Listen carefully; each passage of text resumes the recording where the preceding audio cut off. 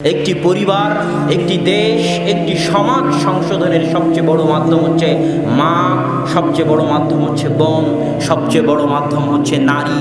মায়েরা যদি ধ্বংস হয়ে যায়, মায়েরা যদি নষ্ট হয়ে যায়, নারীরা যদি ধ্বংস হয়ে যায়, নারীরা যদি নষ্ট হয়ে যায়, তাহলে ওই পরিবার, ওই সমাজ, ওই দেশকে ভালো করার আর কোনো উপায় নাই। এই জন্যই একজন বড় যোদ্ধা বলেছিল, তোমরা আমাকে শিক্ষিত মা দাও, তোমরা আমাকে ভালো মা দাও, আমি তোমাদেরকে শিক্ষিত এবং ভালো জাতি উপহার দেব।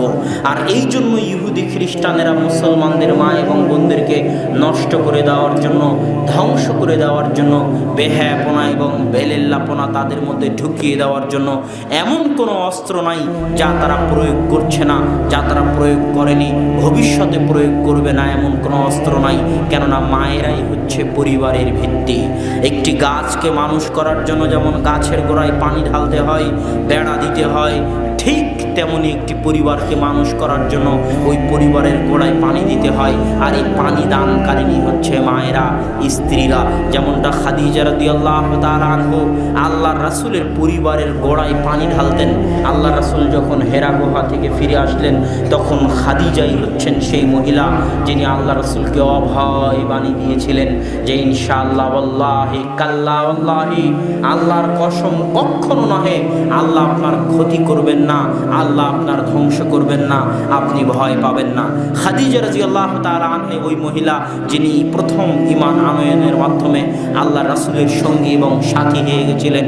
আল্লাহ রাসূলের বিপদে আপদে পরামর্শ দিয়ে, উৎসাহ দিয়ে, সাহস দিয়ে, অর্থ দিয়ে, টাকা পয়সা দিয়ে রাসূল সাল্লাল্লাহু আলাইহি ওয়াসাল্লামকে সার্বিক সহযোগিতা করেছেন। এই জন্য যে বছর খাদিজা রাদিয়াল্লাহু তাআলা আনহা মারা যান, সেই বছরকে বলা হয় আমুল হুজুন, আল্লাহ রাসূলের জন্য দুঃখ কষ্টের বছর। সম্মানিত উপস্থিতি, এই জন্য মায়েরা, নারীরা, বোনেরা হচ্ছে পরিবারের গোড়ায় পানি দান করার মতো। ইব্রাহিম আলাইহিস সালাতু ওয়াস সালামের পরিবার হচ্ছে পৃথিবীর মাটিতে সবচেয়ে আদর্শ পরিবার। ইব্রাহিম আলাইহিস সালাতু ওয়াস সালামের পরিবার হচ্ছে আসমানের নিচে জমিনের উপর সবচেয়ে আদর্শ পরিবার। আপনি বলবেন মুহাম্মদ সাল্লাল্লাহু আলাইহি ওয়াসাল্লাম তাহলে কই গেলেন? আমি বলবো মুহাম্মদ সাল্লাল্লাহু আলাইহি ওয়াসাল্লাম নিজেও ইব্রাহিম আলাইহিস সালাতু ওয়াস সালামের পরিবারের অংশ। ইব্রাহিম আলাইহিস সালাতু ওয়াস সালামের পরিবারকে আল্লাহ পৃথিবীতে এমনভাবে কবুল করে নিয়েছেন, এমনভাবে কবুল করে নিয়েছেন যে ইব্রাহিম আলাইহিস সালাতু ওয়াস সালামের পরে কিয়ামত পর্যন্ত মুহাম্মদ সাল্লাল্লাহু আলাইহি ওয়াসাল্লাম পর্যন্ত আল্লাহর কোনো নবী ইব্রাহিম আলাইহিস সালাতু ওয়াস সালামের বংশের বাইরে দেননি। আর ইব্রাহিম আলাইহিস সালাতু ওয়াস সালামের পরিবারের এত ভালো হওয়ার, এত উন্নত হওয়ার, এত শ্রেষ্ঠ হওয়ার পিছনে বড় কারণগুলোর একটা কারণ হচ্ছে আল্লাহ ইব্রাহিম আলাইহিস সালাতু ওয়াস সালামকে এমন দুইজন স্ত্রী দিয়েছিলেন যারা হচ্ছেন সতী এবং সাধবী, যাদের একজনের ঘটনা নাম হচ্ছে সারা আলাইহাস সালাতু ওয়াস সালাম, যিনি যখন বিপদে পড়লেন, জালেম বাদশাহ যখন তার সাথে খারাপ কাজ করতে চাইল, তখন তিনি জালেম বাদশাকে বললেন, আমি 2 রাকাত সালাত আদায় করতে চাই। আল্লাহর নিকটে দোয়া করার, আল্লাহর নিকটে সাহায্য করার সবচেয়ে বড় মাধ্যম কি? আল্লাহর নিকটে মোনাজাত করার সবচেয়ে বড় মাধ্যম কি? সালাত শব্দের শাব্দিক অর্থ কি? দোয়া করা। মানে সালাত শব্দের শাব্দিক অর্থ হচ্ছে মোনাজাত করা। সালাত শব্দের শাব্দিক অর্থ কি? মোনাজাত করা। জোরে বলেন তো, সালাত শব্দের শাব্দিক অর্থ কি? মোনাজাত করা। আসমানের নিচে জমিনের উপরে আল্লাহর কাছে মোনাজাত করার সালাতের চাইতে আর বড় কোনো মাধ্যম আছে? আল্লাহু আকবার বলে মোনাজাত শুরু হয়, মানে সালাত শুরু হয়, আর আসসালামু আলাইকুম বলে মোনাজাত শেষ হয়। আর যে বলে সালাম ফিরানোর পর হুজুরকে মোনাজাত করতে, সে হচ্ছে জাহেল, অজ্ঞ, মূর্খ। সে জানে না যে সালাতই হচ্ছে মোনাজাত।